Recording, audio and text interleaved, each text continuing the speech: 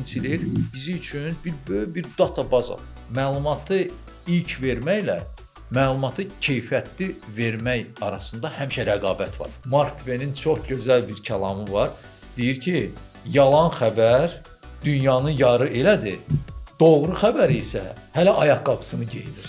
Sənədli film bir arxivdir. Və sən onu hazırlayaraq gələcək nəslə elə bil ki, bir arxiv qoyursan.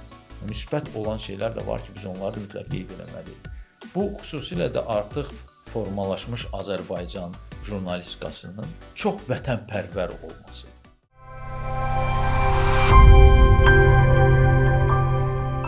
Salam, hər vaxtınız xeyir olsun. Mən Əkbər Allahverdi. Azərbaycan Milli Mətbuatının 150 illiyi ilə əlaqədar podkast çəkilişləri çərçivəsində növbəti qonağımız Azərbaycan Jurnalistlər Şəbəkəsinin İctimai Birliyinin sədri Ayaz Mirzəyevdir. Salam Ayaz bəy, hər vaxtınız xeyir olsun. Salam Əkbər bəy. İlk sualımız ondan ibarətdir ki, Azərbaycan Milli Mətbuatının 150 illik tarixinə nəzər saldıqda görürük ki, jurnalistika hər zaman, hər dövrdə Azərbaycan xalqının, Azərbaycan cəmiyyətinin güzgüsü olub. Lakin son dövrlər informasiya axınının sürətlə dəyişməsi, yeni texnologiyaların inkişafı jurnalistika qarşısında yeni bir mənzərə yaradıb. Sizin fikrinizcə bu gün Azərbaycan mediası qarşısında hansı çağırışlar var? Əslində çağırışlar çoxdur. Birincisi əlbəttə ki, media maarifləndirilməsi ilə bağlıdır. Yəni mediada artıq yeni bir necə deyirlər, yeni istiqamətlər var. Yeni trendlər var və əlbəttə ki, Azərbaycan jurnalistləri bu trendlərlə bələd olmalıdırlar, öyrənməlidirlər və tətbiq etməlidirlər. Və bu proses operativ olmalıdır. Çünki zaman o qədər sürətlə dəyişir ki və biz bu zamanla ayaqlaşmaqdan ötürü gərək bu məsələlərdə kifayət qədər operativ olaq və gördüyümüz yeni təcrübələri tətbiq eləyək. Bu tətbiq bəzən uğursuz da ola bilər və ya vaxt ala bilər, amma hər bir halda biz bu yolu keçməliyik. Söhbət nədən gedir? Söhbət ondan gedir ki, artıq medianın informasiya resurslarını, informasiyanı daha doğru desək, yayma texnikası, o resurslar hansılar ki, bu informasiyanı yayma kifayət qədər dəyişib. Biz bilirik ki, artıq yeni reallıq var, süni intellekt. Və biz süni intellektlə davranmağı bacarmalıyıq. Yəni Azərbaycan jurnalistləri olaraq. Yenə də həmişə bu misalı göstərirəm. Bəzən süni intellekti təhlükə hesab edirlər bir çoxları. Amma sizə əmin edim ki, o təhlükə hesab edənlərin bir çoxu süni intellektin mahiyyətinə bəlkə də varmayan insanlardır. Bəlkə də heç onu tətbiq də eləməyiblər. Süni intellektin problemləri də var. Və xüsusilə də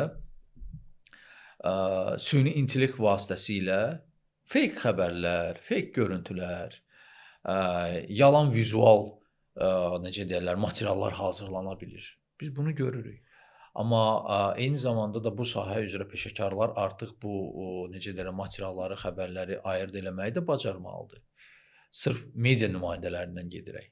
Onlar birinci növbədə, çünki onlar cəmiyyətlə birbaşa əlaqədədirlər və o fake xəbərləri, fake hadisələri, fake görüntüləri hazırlayan süni intellektin vasitəsilə öz süzgəcindən keçirtməlidir. Və birinci necə deyirlər, cəbhənin ön sırasında onlardılar. Süni intellekt bizi üçün bir böyük bir databazadır. Biz bəzi faktları da süni intellektlə yoxlayırıq. Necə Google-la yoxlamırıq ya da xəbər axtarışı vermirik. Süni intellekt bunu daha tez eləyir bizim üçün. İndi biz süni intellekti dedik, Azərbaycan jurnalisti üçün olmazsa olmaz dediyimiz xüsusiyyətlər var, qabiliyyətlər var. Bu birinci növbədə obyektivlik, qərəzsizlik və məsuliyyət. Sən yazdığın xəbərin, formalaşdırdığın materialın məsuliyyətini dərk eləməlisən. Nəzərə almalısan ki, bu geniş ictimaiyyətə paylaşılır. Əvvəllər yalnız bir neçə televiziya və bir neçə sayt var idi. Hətta mən 60-cı illərdə bir Amerikalı jurnalistin dediyi sözü təkrarlamaq istəyirəm ki, o deyir ki, cəmiyyətə, dünyaya açılan pəncərəni bir qəzet parçası ilə, bir qəzet səhifəsi ilə bağlamaq mümkündür. Yəni əslində burada bir məna var idi, bir mesaj nə idi? mesaj o idi ki, yəni bir neçə dənə media orqanı ilə kifayətlənmək olur cəmiyyəti maraqlanan, cəmiyyəti məlumatlandırma və cəmiyyət də ondan necə deyirlər, o informasiya kifayət, amma indi elə deyil.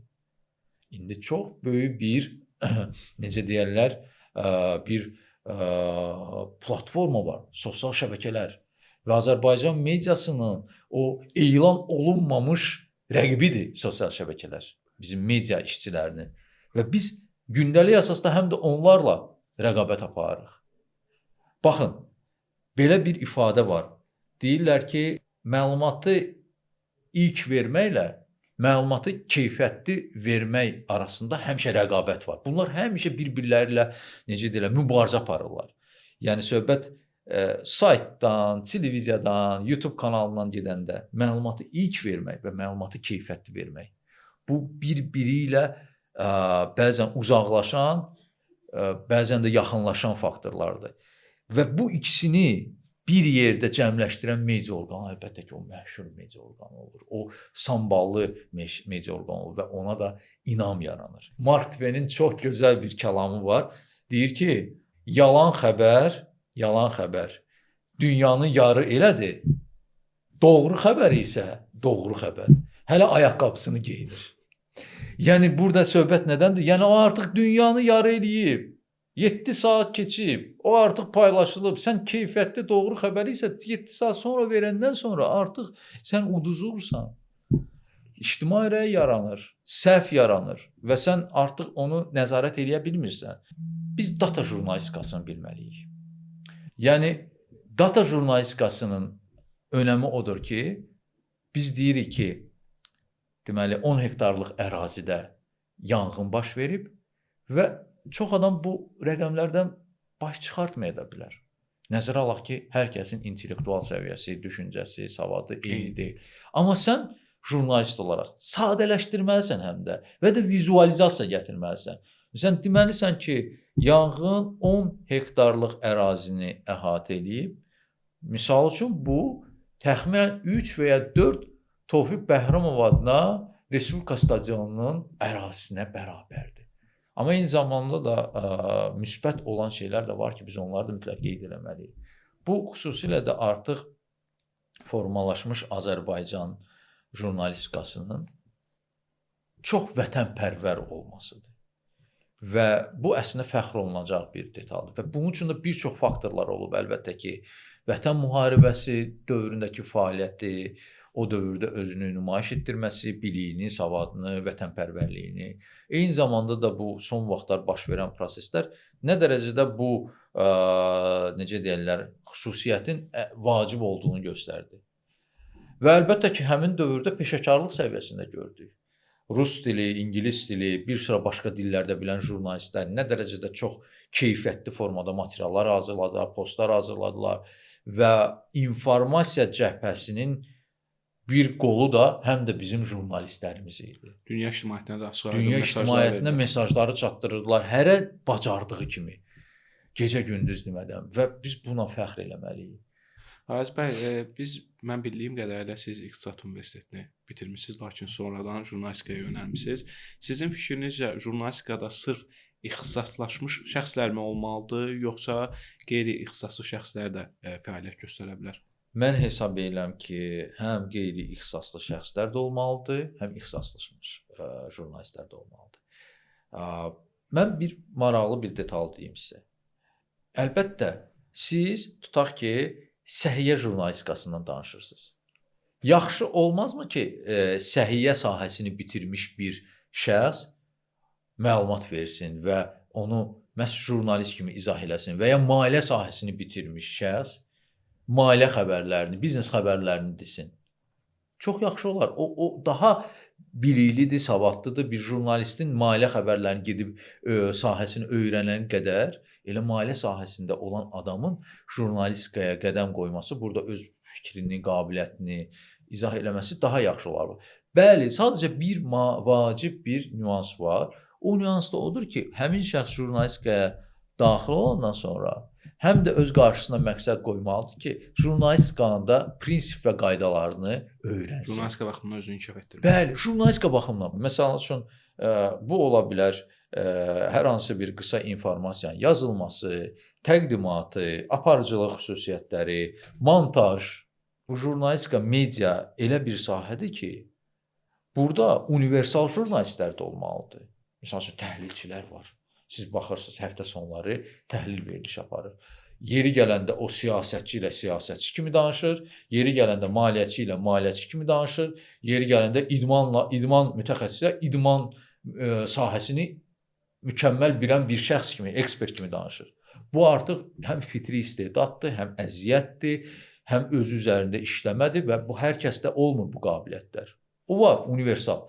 Amma normalda demək olar ki, dünya praktikasında belədir ki, hər televiziyada deyirlər ki, bu idman şöbəsi var, iqtisadiyyat şöbəsi var, tutaq ki, siyasi xəbərlər şöbəsi var və hər sahə üzrə həmin şəxs o sahəni hamıdan yaxşı bilməlidir.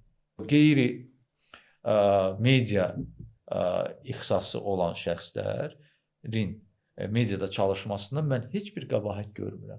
Hər şey istəkdən, bacarıqdan və dediyim kimi bu sahəyə qədəm qoyandan sonra jurnalistikanın kodekslərini, qaydalarını öyrənmək istəyindən asılıdır. Əziz bəy, Azərbaycan Jurnalistlər Şəbəkəsinin qarşıdakı dövrdə prioritet istiqamətləri nədən ibarət olacaq? Əkbər bəy, yəni bizim təşkilat 2012-ci ildən fəaliyyət göstərir və bizim təşkilatın ilk yarandığı gündən qarşısına qoyduğu hədəf və məqsədlər çox səhiy idi, aydın idi.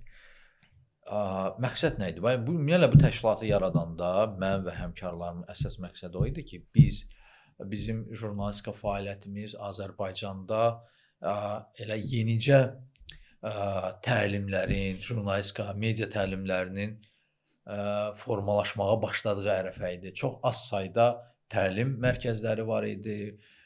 Daha çox jurnalistika ilə bağlı təlim və ya hər hansı bir təkmilləşmə kursu üçün sən xaricə getməli idin. Amma indi maşallah, yəni Azərbaycanda da çoxlu təlimlər keçirilir. Bu sahəni çox böyük, necə deyərlər, dəstək göstərən media agentliyi var, hansı ki, o da mütəmadi olaraq gənc jurnalistlərə, ümumiyyətlə artıq peşəkar olan jurnalistlərə və ya fərqli sahəni olan insanlara belə də media savadlığı ilə bağlı təlimlər keçir. Fərqli spektrlarda təlimlər keçir, kurslar keçir, seminarlar keçir. İndi isə şükürlər olsun ki, çoxlu sayda Azərbaycanda peşəkar jurnalistlər formalaşıb ki, onlar həm təlim deyə bilər, həm seminar keçə bilər, həm də beynəlxalq təcrübəyə malikdir, xarici dili yaxşı bilir və niyə də biz deməli xaricdən hansısa bir təlimçiləri dəvət eləyək. Kifayət qədər Azərbaycanda artıq formalaşmış peşəkar media nümayəndələri var və bizim də təşkilat olaraq ilkin mərhələdə qabağımıza qoyduğumuz məqsəd o idi ki, bu təlim və seminarların keçirilməsi, xüsusilə gənc jurnalistlər, hansılar ki, artıq hələ yeni qələm qoyublar, universitetdə oxuyurlar, deməli, birinci, ikinci kurslardır və onlara hardasa müəyyən qədər bir yol xəritəsi cızmaq lazımdır. Və biz də çalışırdıq ki, vasitəçi olaq. Peşəkar jurnalistlərlə yeni qədəm qoyan jurnalistlər arasında bir, necə deyirlər, bağlantı, bir vasitə olaq. 13 illik müddətdə biz çox uğurlar əldə eləmişik. Bizim saytımız da var, sosial şəbəkəmiz də aktivdir və biz artıq təkcə yəni sahəni genişləndirmişik və artıq son illər biz film istehsalları başlamışıq və demək olar ki, 2020-ci ildən bəri biz bir çox tematik və xüsusilə də Vətən müharibəsindəki qələbəmizə həsr olunan quruculuğa, oradakı dirçəlişə, eyni zamanda insan hekayələrinə və bəzən də spesifik mövzular, Qərbi Azərbaycanla bağlı mövzuya müraciət edərək filmlər hazırlamışıq. Və sizə deyim ki, o filmlər çox yaxşı qarşılanıb və misal gətirə bilərəm, bizim Qərbi Azərbaycanla bağlı hazırladığımız film, Nəsil Ağacı filmi, Türkiyədə və Özbəkistanda təqdim olunub. Bilirsiniz necə, sənədli film bir arxivdir və sən onu hazırlayaraq gələcək nəslə bir elə bil ki, bir arxiv qoyursan. Sizin fikrinizcə Azərbaycan milli mətbuatının irsini gələcək nəsillərə ötürmək üçün sənədli filmlərin hansı missiyası var? Hansı missiyanı daşıyır? Biz hal-hazırda Vətən müharibəsinin 5 illiyi ilə bağlı, Vətən müharibəsindəki qələbəmizin 5 illiyi ilə bağlı çox unikal bir film hazırlayırıq. Artıq film montajdadır və yaxın vaxtda da onun təqdimatı olacaq və filmdə insan hekayələri və yaradıcı insanların hekayələri var. Hansıların ki, bu və ya digər formada o yaradıcı insanların taleləri müharibə, qaçqınlıq, məcburi köçkünlük, necə deyərlər, bağlı olub. Ya onlar jurnalist olublar, ya fotoqraf olublar, ya memardır, hansı ki, heykəl hazırlayıb bu mövzuda və ya rəssamdır və ya inşaatçıdır. Yəni, biz onların hekayələrindən bir ümumi bir hekayə yaradırıq. Yaradıcı insanların hekayələrindən bu 5 ilin hekayəsini yaradırıq. Həmin filmdə jurnalistlərlə bağlı hər hansı bir epizod olacaqmı? Əlbəttə. Bax, misal üçün bu indi spoiler verim, belə bu məşhur ifadədir. Yəni film hələ təqdim olunmayıb. Məsələn, filmdə biz məşhur fotojurnalist Reza Deqatinin müsahibəsini yerləşdirmişik və onun Vətən müharibəsinin birinci Qarabağ müharibəsi dövründə və Vətən müharibəsi dövründə və Vətən müharibəsindən sonra artıq işğaldan azad olmuş ərazilərdə aparılan necə də bərpa quruculuq işləri ilə bağlı düşüncələrini vermişik. O öz şəkilləri ilə danışır, müxtəlif dövrlərdə çəkdiyi şəkillərlə. Səyyarə xanım var. Xocalı sakinidir. O da nasirdir, uzun müddət jurnalist işləyib və nə vaxt jurnalist işləyib Xocalı soyqırımı günlərində rus dili biliyi var idi və gələn rus dilli MDB ölkələrindən gələn jurnalistləri o faciə ilə bağlı məlumatlandırırdı və onun da hekayəsi var bu filmdə. Əsas missiya odur ki, biz bir gələcək nəslə bir samballı arxiv qoyuruq. Əlçatan arxiv. Yəni təsəvvür edin və təkcə gələcək nəslə yox. Biz filmlərimizi hazırlayandan sonra çox operativ qaydada onu həm ingilis dilinə, bəzi hallarda rus dilinə, bəzi hallarda başqa dillərə tərcümə edirik və YouTube platformasına yerləşdiririk. Heç bir məhdudiyyət qoymadan. Və Azərbaycanlılar da bu filmə baxa bilər, ingilis dili daşıyıcılar da bu filmə baxa bilər, rus dili daşıyıcılar da baxa bilər. Və filmlərdə də daha çox bizim məqsəd, məramımız Azərbaycan reallıqlarını göstərməkdir. Vətən müharibəsindəki qələbəmiz, xüsusi bir, necə deyərlər, bacarığı olan, xüsusi bir istedadı olan Azərbaycan insanlarını tanıtmaq. Həm öz jurnalistikamızı təbliğ eləyirik ki, bax, bizim belə jurnalistlərimiz olub, belə aktiv olublar. Eyni zamanda filmlə həm də jurnalistikamızın bir necə məhsul istehsal eləmək qabiliyyəti olduğunu da göstərir. Aziz bəy, bu gün jurnalistlər üçün süni intellektdən istifadə, fact-checking, rəqəmsal təhlükəsizlik məsələləri ön plana çıxıb. Sizin fikrinizcə gələcəkdə Azərbaycanlı jurnalistlər ən çox hansı bacarıqlara ehtiyac duyacaq? Hər gün yeni biz bir tendensiya ilə şahid oluruq. Necə ki, ildə smartfonlar ildə bir dəfə dəyişir. İnformasiya daşıyıcılarının o informasiyanı insanlara, cəmiyyətə çatdırma metodu isə hətta ondan da daha sürətlə dəyişir. Amma hər bir halda dəyişməyən bəzi şeylər var ki, dəyişməyən şeylər. Onlar 10 il keçsə də elə mütləq sən onu bilməlisən. Bu əlbəttə ki, bilikdir. Azərbaycan jurnalistinin silahlanmalı olduğu birinci növbədə elmdir, bilikdir, jurnalistika bacarığı. Jurnalistika etik kodeksini yaxşı bilməlidir. Fact-checking qabiliyyəti olmalıdır. Bəli, indi bir çox kompüter və ağıllı telefon proqramları var. O informasiyanı daxil edirsiniz. Adlarını da çəkə bilərəm.